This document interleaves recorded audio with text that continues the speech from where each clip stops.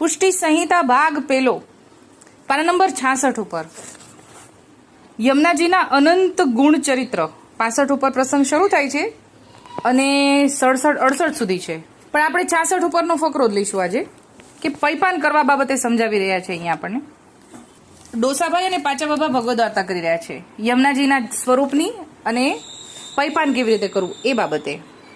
જેના ઘરમાં યમુનાજી બિરાજી રહ્યા છે તેનું સેવન જે જીવ કરે છે એના નામનું સ્મરણ કરે તે ઘરમાં સર્વધામ રૂપ ગોલોક આવીને વસે છે.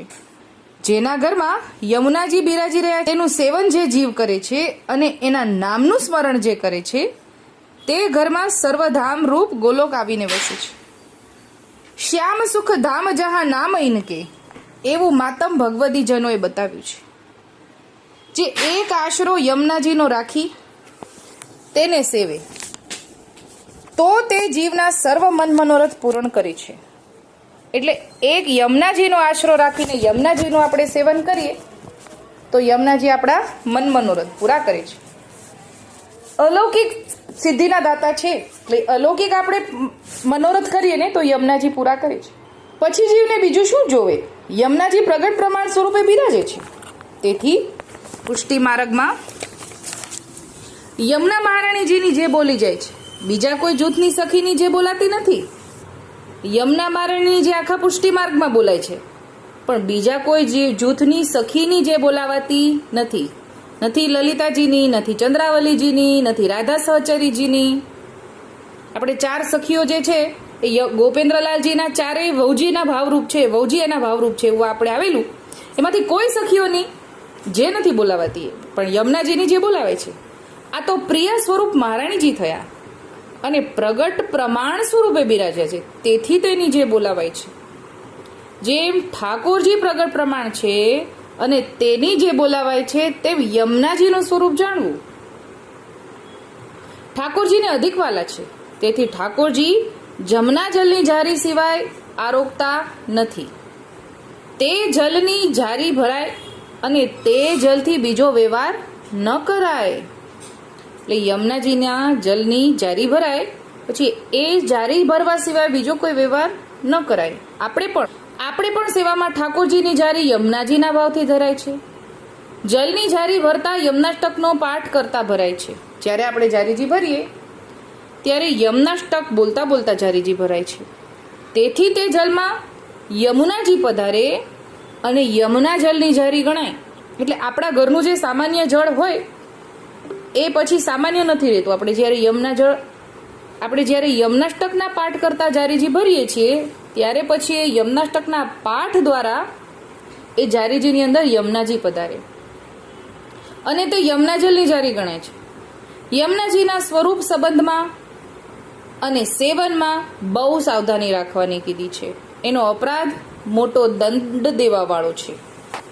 એટલે કે યમુનાજીના સ્વરૂપની, યમુનાજીના સેવાની વખતે અપરાધ ન પડે એ જોવાનું છે. તેથી સમજી વિચારીને સેવવા કહ્યું છે. શ્રી ગોપેન્દ્રજી મહાપ્રભુ વચનામૃતે તેનું દ્રષ્ટાંત આપીને જીવને સમજાવતા કહેતા કે વૈષ્ણવો જુઓ, યમુનાજીના અપરાધનો દંડ કિશોરીબાઈને કેટલો ભોગવવો પડ્યો. તે પૂર્વ જન્મમાં નંદજીના ઘરની દાસી હતી.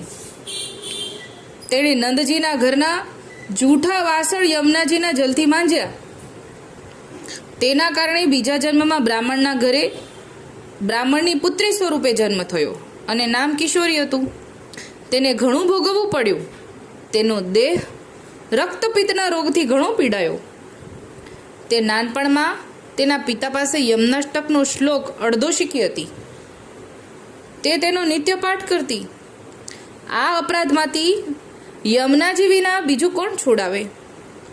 જ્યારે તે નિત્ય અડધા શ્લોકનો પાઠ કરતી તેથી યમુનાજીએ કૃપા કરી. ત્યારે અપરાધ છૂટ્યો અને તેની દેહ કંચન જેવી કીધી અને પોતાની લીલામાં પાછા તે જીવને લઈ ગયા.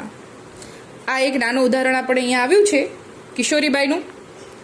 એ 252 વાર્તામાંથી આપણને વિશેષમાં આપણે બધા જાણતા જશું કિશોરીબાઈનો પ્રસંગ. એટલે અહીંયા અપરાધ બાબતે ઉદાહરણ માટે આપણને એમ સમજાવે છે કે યમુનાજીના જળથી બીજો કોઈ વ્યવહાર ન કરો, પાન કરવું.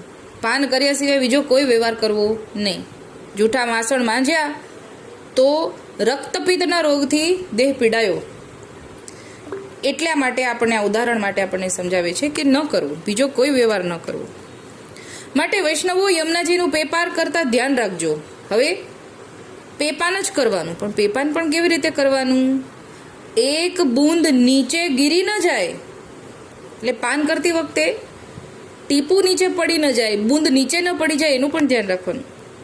તે પુષ્ટિ જલ છે, યમુના જલ છોવાઈ ન જાય, જૂઠા હાથનો પરસ ન થઈ જાય, એમ પેપાન સાવધાનીથી કરજો તો પ્રાપ્ત થાય.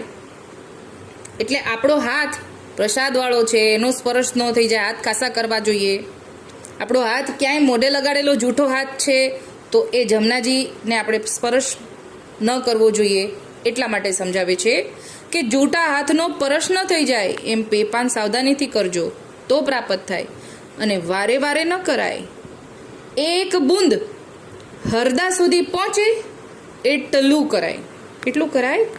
એક જ બૂંદ લેવાની છે અને ખાલી હૃદય સુધી પહોંચે, પેટ સુધી પહોંચે એટલે એટલી બધી બૂંદો નથી લેવાની, એમ સમજાવે છે.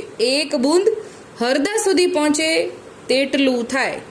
વારે વારે ન કરાય. એટલે ઘણીવાર આપણે પૈપાન થતા હોય મનોરથ મંડપમાં, અથવા તો આપણે ગોકુળ ગયા છીએ તો ગોકુળમાં ઘાટે કર્યા, પછી મંદિરમાં પણ કોઈ પૈપાન કરાવે છે વ્રજવાસી, તો ત્યાં પણ કરે લાવો લાવો લાવો. ના, એક જ બૂંદની આજ્ઞા છે.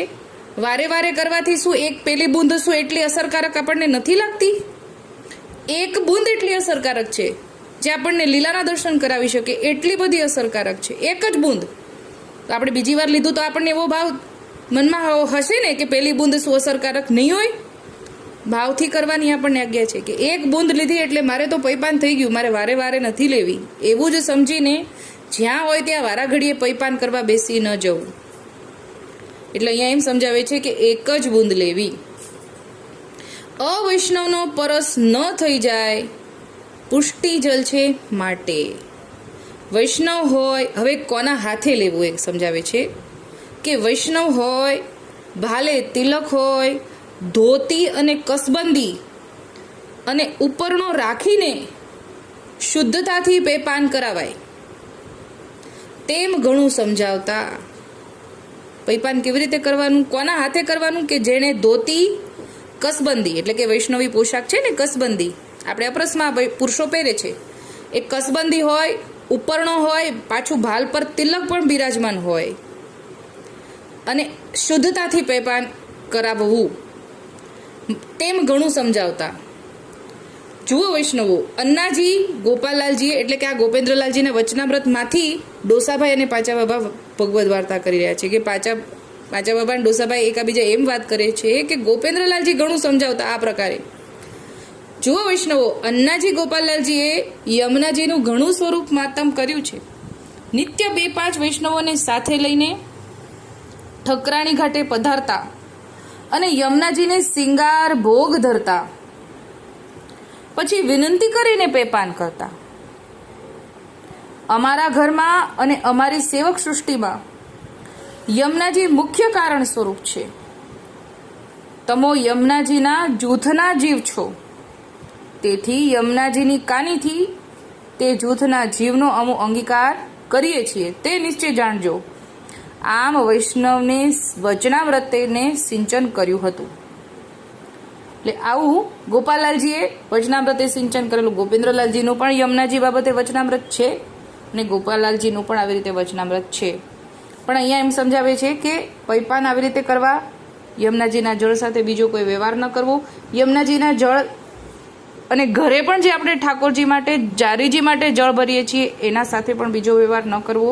કોના હાથે આપણે લેવું અને કેટલી સાવધાની રાખવી જોઈએ અપરાધ ન પડે માટે, એ આપણે આજે જાણ્યું. અત્યારે આટલું જ.